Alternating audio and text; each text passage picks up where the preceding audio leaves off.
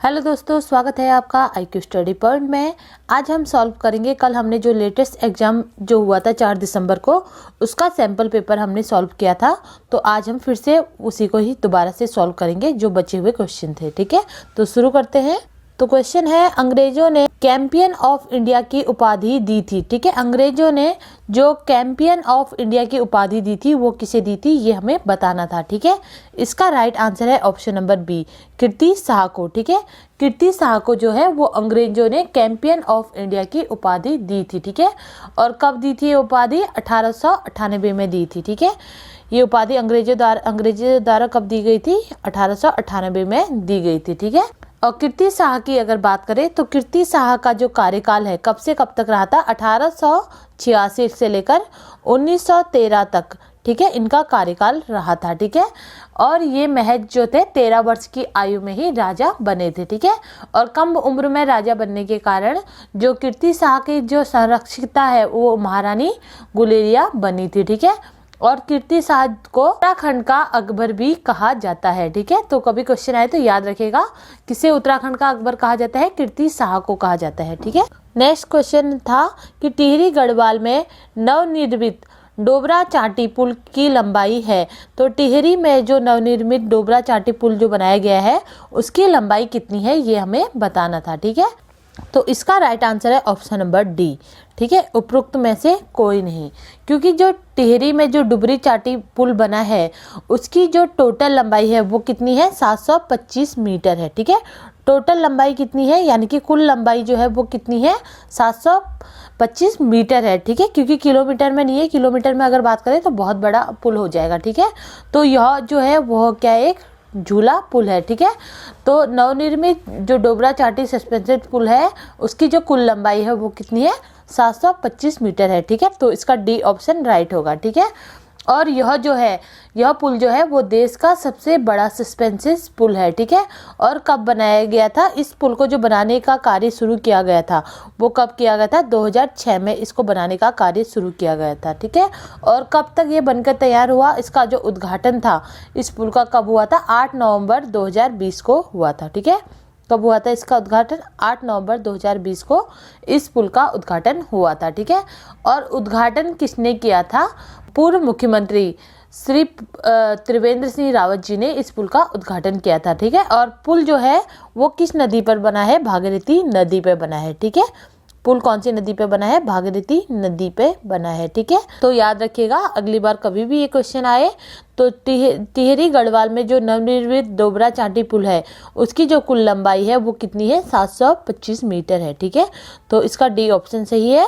और कब बनाने का कार्य शुरू हुआ था? 2006 में हुआ था, और बन के कब तैयार हुआ था? 2020 में हुआ है। ठीक है, और उद्घाटन इसका 8 नवंबर 2020 में हुआ था, और किस नदी पे बना है? भागीरथी नदी पे बना है। ठीक है, क्वेश्चन था कि निम्न में से कौन अंतिम ऋणदाता के रूप में जाना जाता है? ठीक है, निम्न में से कौन अंतिम ऋणदाता के रूप में जाना जाता है, ये हमें बताना था। ठीक है, इसका राइट आंसर है ऑप्शन नंबर ए, केंद्रीय बैंक। ठीक है, केंद्रीय बैंक जिसे रिजर्व बैंक भी कहा जाता है। ठीक है, अंतिम ऋणदाता के रूप में इसे जाना जाता है। ठीक है, जब सारे व्यावसायिक बैंक जो जमाकर्ताओं के प्रति दायित्व को पूरा करने में असफल हो जाते हैं तब केंद्रीय बैंक जो है अंतिम ऋणदाता के रूप में सामने आता है। ठीक है, नेक्स्ट क्वेश्चन पूछा गया था कि श्री गुरु राम राय को किस राजा ने अपने राज्य में आश्रय दिया? ठीक है, श्री गुरु राम राय को किस राजा ने अपने राज्य में आश्रय दिया, ये हमें बताना था। ठीक है, इसका राइट आंसर है option number C, Fatehpati Shah. ठीक है, फतेहपति शाह ने जो है वो श्री गुरु राम राय को अपने राज्य में आश्रय दिया था। ठीक है, नेक्स्ट क्वेश्चन पूछा गया था कि ईस्ट इंडिया कंपनी द्वारा भारत के साथ व्यापार से कंपनी का एकाधिकार पूर्ण रूप से समाप्त कर दिया गया था। तो किस चार्टर एक्ट के द्वारा जो है वो ईस्ट इंडिया कंपनी का जो अधिकार है वो पूर्ण रूप से समाप्त कर दिया गया था, ये हमें बताना था। ठीक है, इसका राइट आंसर है ऑप्शन नंबर बी। ठीक है, मेरे अकॉर्डिंग तो इसका राइट आंसर यही है। अगर इसका राइट आंसर कुछ और हो तो आप मुझे कमेंट करिएगा। ठीक है, चार्टर एक्ट 1813 के द्वारा ईस्ट इंडिया कंपनी द्वारा भारत के साथ जो व्यापार से कंपनी का एकाधिकार था वो पूर्ण रूप से समाप्त कर दिया गया था। ठीक है, नेक्स्ट क्वेश्चन था कि प्रथम गुटनिरपेक्ष सम्मेलन हुआ था। तो प्रथम गुटनिरपेक्ष सम्मेलन कहाँ कब हुआ था ये हमें बताना था। ठीक है, इसका राइट आंसर है ऑप्शन नंबर ए, सन 1961 में। ठीक है, गुटनिरपेक्ष सम्मेलन जो था प्रथम वो कब हुआ था, सन 1961 में हुआ था। और कहाँ हुआ था, बेलगेट में आयोजित किया गया था। ठीक है, कहाँ हुआ था ये भी याद रखिएगा, बेलगेट में आयोजित किया गया था ये सम्मेलन। ठीक है, नेक्स्ट क्वेश्चन आया था कि निम्नलिखित में से एक यूनिफॉर्म रिसोर्सेज लोकेटर URL का हिस्सा नहीं है। तो निम्नलिखित में से कौन जो है वो URL का हिस्सा नहीं है, ये हमें बताना था। ठीक है, इसका राइट आंसर है option number B, file size. ठीक है, फाइल साइज जो है वो यूनिफॉर्म रिसोर्सेज लोकेटर यानी कि URL का हिस्सा नहीं है। ठीक है, नेक्स्ट क्वेश्चन पूछा गया था कि नहर कटिया पेट्रोलियम क्षेत्र स्थित है। तो नहर कटिया पेट्रोलियम क्षेत्र जो कहाँ स्थित है ये हमें बताना था। ठीक है, इसका राइट आंसर है ऑप्शन नंबर सी, असम में। ठीक है, असम में जो है वो नहर कटिया पेट्रोलियम क्षेत्र स्थित है। ठीक है, और असम में कहाँ स्थित है ये भी हम जान लेते हैं। ठीक है, नहर कटिया पेट्रोलियम जो है वो असम में बुरही दरिंग नदी के किनारे पर स्थित है। ठीक है, नेक्स्ट क्वेश्चन पूछा गया था कि उत्तराखंड में कस्तूरी मृग विहार की स्थापना की गई है। तो उत्तराखंड में जो कस्तूरी मृग विहार की स्थापना की गई है वो कब की गई थी ये हमें बताना था। ठीक है, इसका राइट आंसर है ऑप्शन नंबर सी, 1972 में। ठीक है, उत्तराखंड में जो कस्तूरी मृग की बिहार की स्थापना की गई थी वो कब की गई थी, 1972 में की गई थी। ठीक है, नेक्स्ट क्वेश्चन पूछा गया था कि उत्तराखंड में बीज बचाओ आंदोलन के प्रवर्तक के रूप में किसे जाना जाता है। ठीक है, उत्तराखंड में जो बीज बचाओ आंदोलन चला था उसका प्रवर्तक के रूप में किसे जाना जाता है ये हमें बताना था। ठीक है, इसका राइट आंसर है ऑप्शन नंबर डी,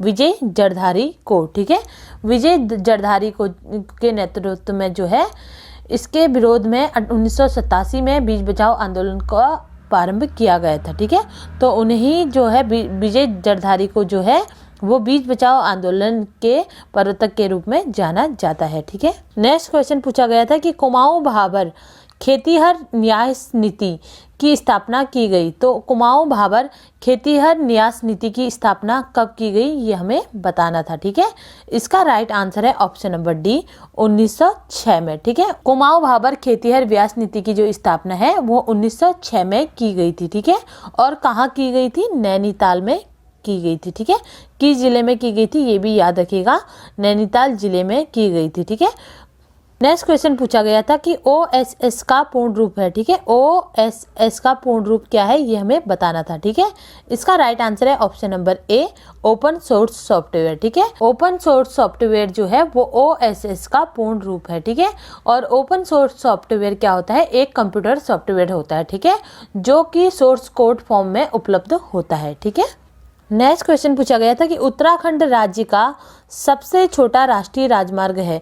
तो उत्तराखंड राज्य का जो सबसे छोटा राष्ट्रीय राजमार्ग है वो कौन सा है, इसका राइट आंसर है ऑप्शन नंबर बी, 72A। ठीक है, 72A है जिसका वर्तमान नाम क्या है ये भी याद रखिएगा, इसका वर्तमान नाम क्या है, NH307। ठीक है, क्या है, NH307 है। ठीक है, और इस राष्ट्रीय राजमार्ग की अगर उत्तराखंड में लंबाई बात करें, ठीक है, उत्तराखंड में इसकी लंबाई की अगर बात करें तो यह राष्ट्रीय राजमार्ग कितना है, 7.45 किलोमीटर है। ठीक है, और अगर पूरी इसकी बात करें तो पूरा कितना है, ये 15 किलोमीटर का राष्ट्रीय राजमार्ग है। ठीक है, तो यह क्या है, उत्तराखंड का सबसे छोटा राष्ट्रीय राजमार्ग है। ठीक है, क्या है, 72A। ठीक है, तो पुराना ही नाम दिया था तो इसका 72A है और वर्तमान नाम क्या है, NH307 है। ठीक है, नेक्स्ट क्वेश्चन पूछा गया था कि भारत में स्वतंत्रता के पश्चात हैदराबाद रेजिमेंट को परिवर्तित कर दिया गया। तो भारत में स्वतंत्रता के पश्चात जो हैदराबाद रेजिमेंट है उसको परिवर्तित करके उसका नया नाम क्या रखा ये हमें बताना था। ठीक है, इसका राइट आंसर है option number D, Kumaon regiment. ठीक है, भारत में स्वतंत्रता के पश्चात हैदराबाद रेजिमेंट को परिवर्तित कर उसका जो नाम था वो क्या रख दिया गया था, कुमाऊं रेजिमेंट रख दिया गया था। ठीक है, नेक्स्ट क्वेश्चन पूछा गया था कि पृथ्वी पर दो अक्षांशों के बीच की दूरी होती है। तो पृथ्वी पर दो अक्षांशों के बीच की जो दूरी होती है वो कितनी होती है, इसका राइट आंसर है ऑप्शन नंबर बी, 111 किलोमीटर। ठीक है, पृथ्वी पर दो अक्षांशों के बीच की जो दूरी होती है वो कितनी होती है, 111 किलोमीटर होती है। ठीक है, नेक्स्ट क्वेश्चन पूछा गया था कि पंचायतों के प्रावधान अनुसूचित क्षेत्रों पर विस्तार अधिनियम लागू हुआ। तो यह अधिनियम जो था कब लागू हुआ था, ये हमें बताना था। ठीक है, इसका राइट आंसर है ऑप्शन नंबर सी, 1996 में। ठीक है, और इस अधिनियम को कब बनाया गया था, 24 दिसंबर 1996 को। ठीक है, 24 दिसंबर 1996 को इसे राष्ट्रपति द्वारा अनुमोदित किया गया था। ठीक है, नेक्स्ट क्वेश्चन पूछा गया था कि निम्नलिखित में से कौन सा दर्रा उत्तरकाशी और तिब्बत को जोड़ता है। ठीक है, तो निम्नलिखित में से कौन सा दर्रा है जो उत्तरकाशी और तिब्बत को जोड़ता है, ये हमें बताना था। ठीक है, इसका राइट आंसर है ऑप्शन नंबर ए, मिलिंगला। ठीक है, मिलिंगला दर्रा जो है वो उत्तरकाशी और तिब्बत को जोड़ता है। ठीक है, और यह दर्रा कहाँ स्थित है, ये भी जान लीजिए। ठीक है, यह दर्रा जो है वो गंगोत्री के उत्तर में स्थित है। ठीक है, कहाँ स्थित है, गंगोत्री के उत्तर में स्थित है। ठीक है, उत्तर में स्थित है, ये याद रखिएगा। नेक्स्ट क्वेश्चन पूछा गया था कि द्रोणाचार्य पुरस्कार से सम्मानित होने वाली उत्तराखंड की प्रथम महिला है। तो द्रोणाचार्य पुरस्कार से सम्मानित होने वाली उत्तराखंड की प्रथम महिला कौन थी, ये हमें बताना था। ठीक है, ये क्वेश्चन रिपीट हुआ है, जो मैंने आपको सैंपल पेपर कराए थे उसमें से ही ये क्वेश्चन आया हुआ था कि उत्तराखंड जो द्रोणाचार्य पुरस्कार से सम्मानित होने वाली जो उत्तराखंड की प्रथम महिला कौन थी, ये हमें बताना था। ठीक है, इसका राइट आंसर है ऑप्शन नंबर डी, हंसा मनराल। ठीक है, द्रोणाचार्य पुरस्कार जो सर्वप्रथम उत्तराखंड से इस महिला को मिला था, हंसा मनराल को मिला था। ठीक है, और हंसा मनराल क्या है, एक वेट लिफ्टर है। ठीक है, और उन्हें यह पुरस्कार कब मिला था, ये भी जान लीजिए। ठीक है, उन्हें यह पुरस्कार जो है वो 19 सितंबर 2001 में मिला था। ठीक है, कब मिला था, 19 सितंबर 2001 में उन्हें यह सम्मान मिला था। ठीक है, नेक्स्ट क्वेश्चन आया था कि कुमाऊं के किस अंग्रेज कमिश्नर के लिए कहा गया ना वकील ना अपील ना दलीला। तो कुमाऊं के कौन से वो अंग्रेज कमिश्नर थे जिनके लिए ना वकील ना अपील ना दलीला कहा गया है। तो इसका राइट आंसर है option number D, George William Tell. ठीक है, जॉर्ज विलियम टेल के लिए कहा गया था। ठीक है, किसके लिए कहा गया था, जॉर्ज विलियम टेल के लिए कहा गया था। ठीक है, और जॉर्ज विलियम टेल जो थे वो क्या थे, कुमाऊं के दूसरे कमिश्नर थे। ठीक है, और यह कुमाऊं के प्रथम वास्तविक कमिश्नर थे। ठीक है, दूसरे नंबर के थे, लेकिन कुमाऊं के जो थे वो प्रथम वास्तविक कमिश्नर थे। ठीक है, पद की अगर बात करें तो कमिश्नर पद पे कब से कब तक रहे थे, 1816 से लेकर 1830 तक ये कमिश्नर पद पे रहे थे। ठीक है, तो कुमाऊं के कमिश्नरों से आप देख सकते हैं कि 2 क्वेश्चन पूछे गए थे इसमें। ठीक है, नेक्स्ट क्वेश्चन ये पूछा गया था कि उत्तराखंड में मुख्यमंत्री आंचल अमृत योजना शुरू की गई। तो उत्तराखंड में जो मुख्यमंत्री आंचल अमृत योजना है वो किसके लिए शुरू की गई थी, ये हमें बताना था। ठीक है, इसका राइट आंसर है ऑप्शन नंबर डी, 3 से लेकर 6 वर्ष के जो बच्चे हैं उनके लिए दूध उपलब्ध कराने से। ठीक है, इसका ये आंसर सही है। ठीक है, और यह योजना जो थी वो कब शुरू की गई थी, 7 मार्च 2019 में शुरू की गई थी। ठीक है, कब शुरू की गई थी, 7 मार्च 2019 में शुरू की गई थी। ठीक है, और इस योजना के तहत जो था वो आंगनबाड़ी केंद्रों में 3 से 6 वर्ष के बच्चों का सप्ताह में 4 बार दूध दिया जाए ताकि उन बच्चों का जो है उचित पोषण मिल सके।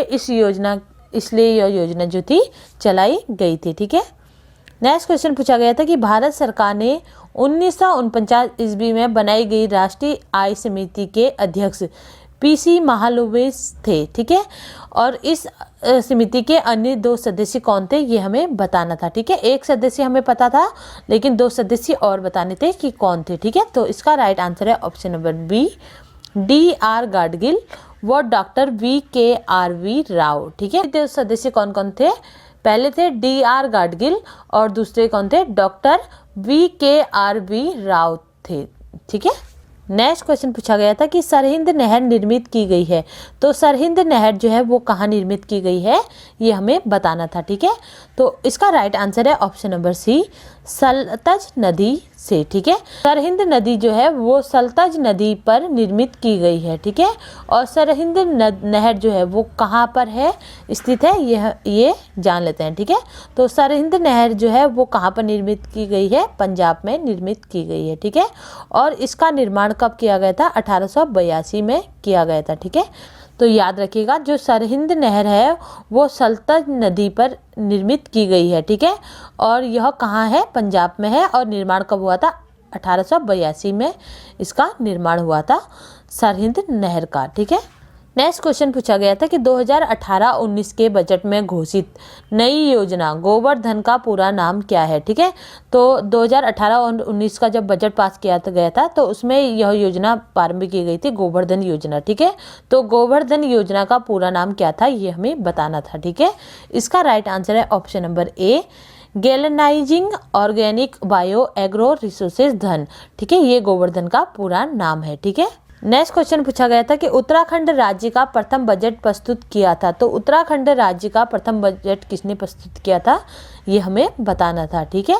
तो इसका राइट आंसर है option number A, doctor Ramesh Pokhriyal Nishank द्वारा। ठीक है। तो जब उत्तराखंड राज्य अस्तित्व में आया था 9 नवंबर 2000 को, तो उसके बाद जो पहले वित्त मंत्री बने थे वो कौन बने थे, डॉक्टर रमेश पोखरियाल निशंक बने थे। तो आप सभी जानते हैं कि जो वित्त मंत्री होता है वो ही बजट पेश करता है। ठीक है। तो मेरे अकॉर्डिंग जो इसका राइट आंसर है वो है डॉक्टर रमेश पोखरियाल निशंक द्वारा जो था वो उत्तराखंड का प्रथम बजट प्रस्तुत किया गया था। ठीक है। आपके अकॉर्डिंग अगर कोई और आंसर हो तो आप मुझे कमेंट करिएगा। ठीक है। नेक्स्ट क्वेश्चन पूछा गया था कि भारतीय अंतरिक्ष अनुसंधान संगठन ISRO द्वारा किस सैटेलाइट को 22 मार्च 2021 को पृथ्वी की कक्षा में सफलतापूर्वक स्थापित किया गया। तो किसे किया गया था ये हमें बताना था। ठीक है। इसका राइट आंसर है option number A, RISAT 2B को। ठीक है। RISAT 2B को जो है 22 मई 2021 को पृथ्वी की समकक्षा में सफलतापूर्वक स्थापित किया गया था। ठीक है। नेक्स्ट क्वेश्चन पूछा गया था कि उत्तराखंड के किस जनपद में सर्वाधिक ग्राम पंचायत हैं। तो इसका राइट आंसर है option number A, Pauri Garhwal में। ठीक है। उत्तराखंड के पौड़ी जनपद में सर्वाधिक ग्राम पंचायतें हैं। ठीक है। और पौड़ी जनपद में कितनी ग्राम पंचायतें हैं, 63 ग्राम पंचायतें हैं। नेक्स्ट क्वेश्चन पूछा गया था कि भारत का राष्ट्रपति मंत्रिपरिषद की सलाह को एक बार पुनः विचार के लिए भेज सकता है। पुनः विचार की व्यवस्था की गई है। तो पुनः विचार की जो व्यवस्था है वो किसमें की गई है ये हमें बताना था। ठीक है।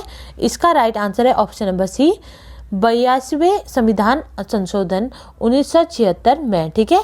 82वां जो संविधान संशोधन है 1976 में पुनर्विचार की व्यवस्था की गई है। ठीक है। नेक्स्ट क्वेश्चन पूछा गया था कि Garhwal Motors honours union limited की स्थापना 1941 में हुई थी। तो Garhwal Motors honours union limited की स्थापना 1941 में कहाँ हुई थी ये हमें बताना था। ठीक है। इसका राइट आंसर है ऑप्शन नंबर सी, कोटद्वार में। ठीक है। Garhwal Motors onion union limited की स्थापना 1941 में कोटद्वार में की गई थी, ये याद रखिएगा। और कुमाऊं की अगर बात करें तो Kumaon Motors onion union limited की जो स्थापना है वो कब की थी, 1939 में की गई थी। और कहाँ की गई है, काठगोदाम में की गई थी। ठीक है।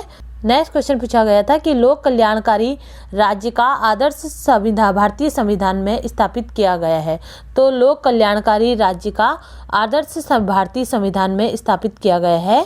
तो इसका राइट आंसर है ऑप्शन नंबर ए, राज्य के प्रति नीति निर्देशक सिद्धांतों में। ठीक है। क्वेश्चन पूछा गया था कि नैनीताल जनपद को 2 जनपदों में विभक्त किया गया। तो नैनीताल जनपद जो है उसे 2 जनपदों में कब विभक्त किया गया था ये हमें बताना था। ठीक है। इसका राइट आंसर है ऑप्शन नंबर डी, 1995 में। ठीक है। 1995 में जो है वो नैनीताल को 2 जनपदों में विभक्त किया गया। ठीक है। नेक्स्ट क्वेश्चन पूछा गया था कि निम्नलिखित में से कौन सा नाटक रूपचंद्र द्वारा रचित है। तो निम्नलिखित में से कौन सा नाटक जो है वो राजा रुद्रचंद्र द्वारा रचित है ये हमें बताना था। ठीक है। तो इसका राइट आंसर है ऑप्शन नंबर डी, उषा रामदोई। ठीक है। उषा रामदोई नामक जो नाटक है वो राजा रूपचंद्र द्वारा रचित है। ठीक है।